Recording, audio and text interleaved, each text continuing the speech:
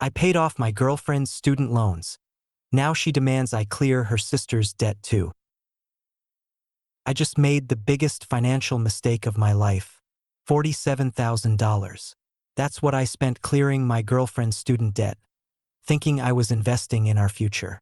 But before the 3 business days it takes for that standard ACH transfer to clear, she looked me dead in the eye and said, "Now you need to do the same for my sister." Wait, what? You think you know someone, right? 3 years together, and suddenly I'm not her boyfriend.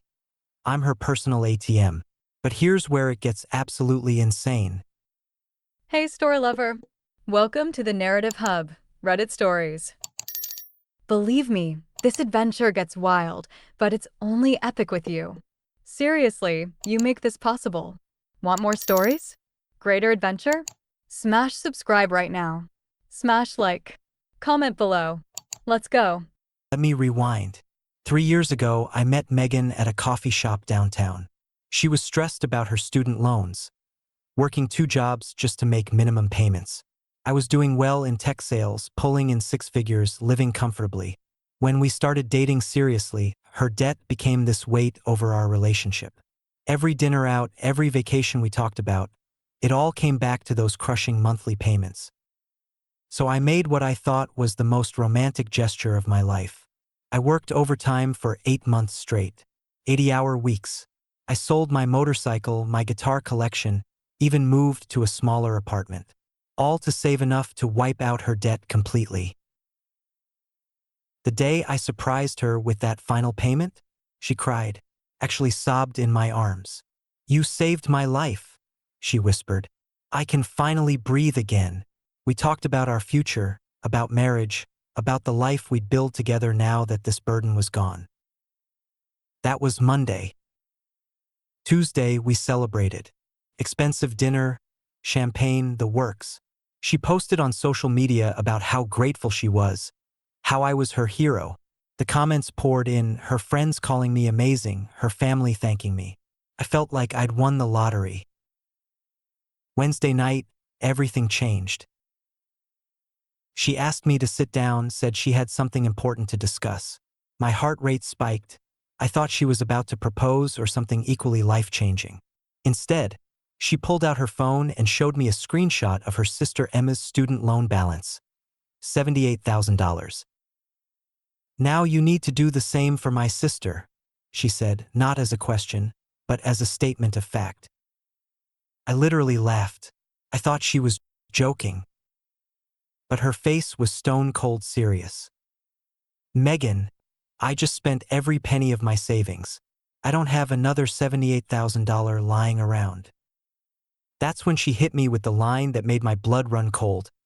"If you really loved me, you'd help my family too." Wait, hold up. If I really loved her, I just proved my love with a $47,000 check. But apparently that was just the entry fee.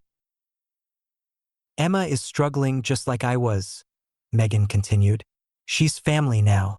When you chose me, you chose all of us." I tried to explain the financial reality. I'd have to take out loans, maybe even a second mortgage.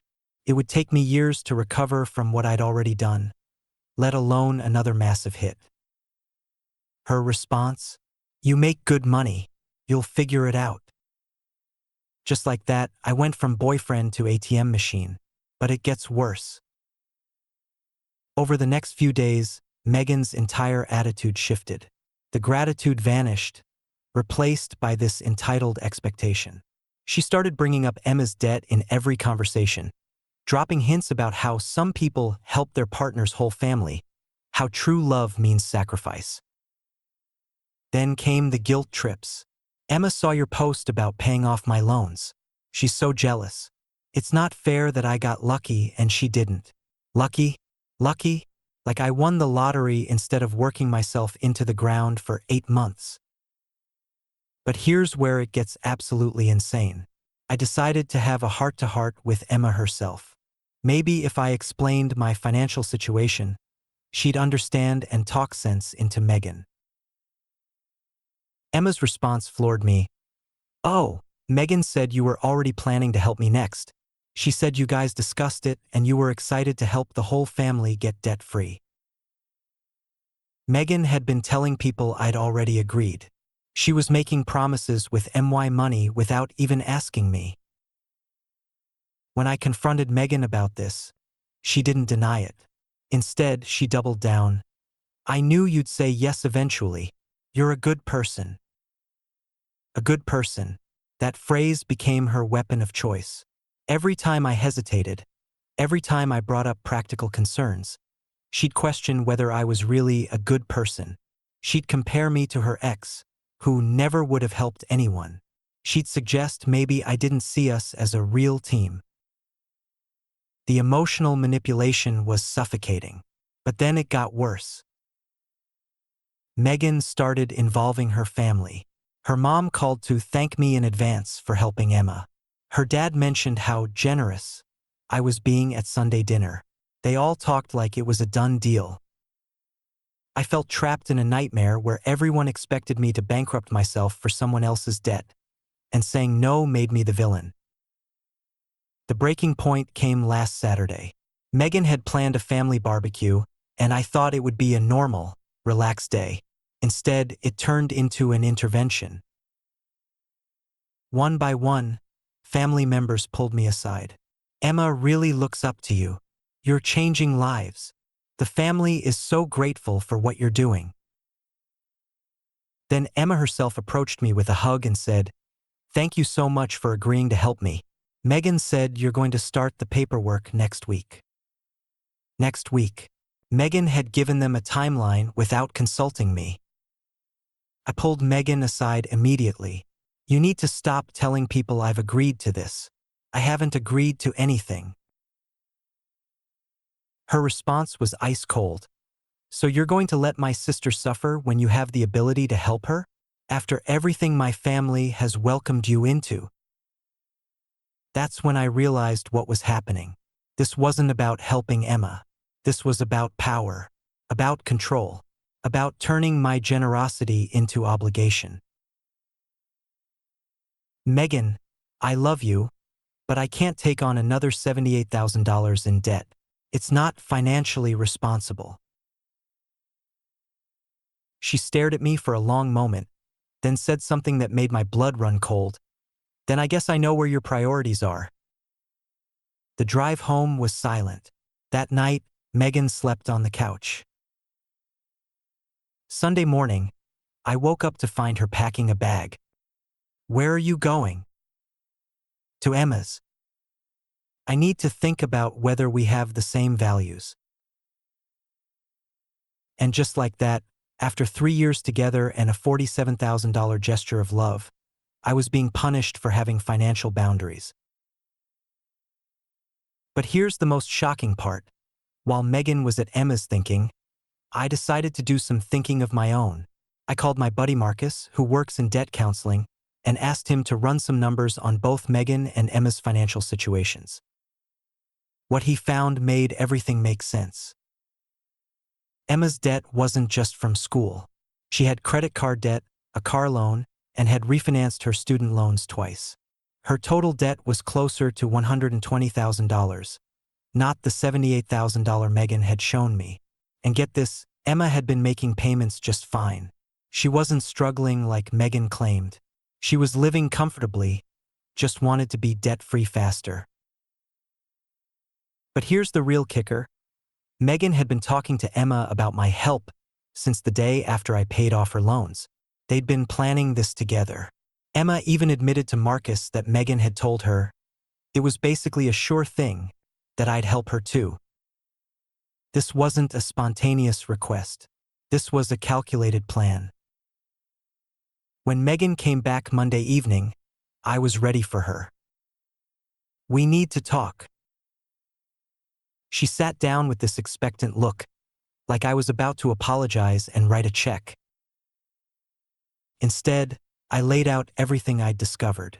The real debt amount, the timeline of their conversations, the fact that Emma wasn't actually struggling. Megan's face went through a range of emotions: surprise, anger, then defiance. So what? Emma deserves help too. You have the ability to change her life. Megan, do you hear yourself? You've been planning this for weeks. You told your family I'd agreed before you even asked me. You manipulated this entire situation. That's when she played her final card. If you don't help Emma, we're done. An ultimatum.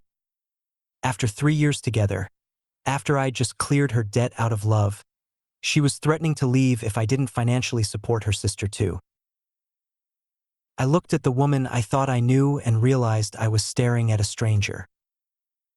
Megan, I love you. I proved that by sacrificing everything to help you. But I won't be emotionally blackmailed into taking on more debt. If you can't see the difference between generosity and obligation, then maybe we need to reconsider this relationship. She stared at me for a long moment, then grabbed her keys. I can't be with someone who would let my sister struggle when he could help. And she left. That was 3 days ago. She hasn't returned my calls or texts. Her social media has been radio silent, which for Megan is like a scream into the void. But here's the twist that I never saw coming. Emma called me yesterday. I'm so sorry, she said. I never wanted to come between you two. Megan made it sound like you were excited to help, like it was your idea. I had no idea you hadn't actually agreed. Emma went on to explain that Megan had been pressuring her to play along with the plan. She said you were too generous for your own good and sometimes needed to be guided toward the right decision. Guided, like I'm a child who can't make financial decisions for myself. Emma apologized again and said she'd told Megan to call me and work things out. Your relationship is more important than my debt, she said. But Megan never called. So here I am, 3 days later, wondering if I made the right choice. Did I just lose the love of my life over money? Or did I dodge a bullet the size of a freight train? Part of me wants to call Megan to find some compromise. Maybe I could help with a smaller amount or co-sign a loan for Emma. But every time I think about it, I remember that ultimatum. I remember being called selfish for having financial boundaries after just giving $47,000. And I think about what would come next. Would it be Emma's credit card debt? Megan's mom's mortgage? Her dad's business loan? Where does it end when you become the family ATM? The hardest part is the loneliness. Our mutual friends are confused. Some think I'm being selfish. Others think Megan crossed a line. But nobody knows what to say, because who deals with this kind of situation? I keep thinking about that moment when Megan's loan balance hit zero. The joy in her eyes, the way she held me, the future we talked about. Was any of that real? Or was I just a mark from day one? 3 years of memories, and now I don't know which ones to trust. But here's what I do know. Love shouldn't come with a price tag. And generosity shouldn't be weaponized into obligation. I made a choice to help someone I loved, and I don't regret that. But I refuse to be guilt into becoming a personal bank for an entire family. So that's where I am. Single, broke, but with my dignity intact. The question now is, what comes next? Do I try to salvage things with Megan? Do I move on and chalk this up as an expensive lesson? Or do I wait and see if she comes to her senses? One thing's for sure, I'll never look at a student loan balance the same way again. And if you're thinking about making a grand financial gesture for someone you love, learn from my mistake. Make sure you're both on the same page about where generosity ends and exploitation begins. Because the difference between the two might just cost you everything.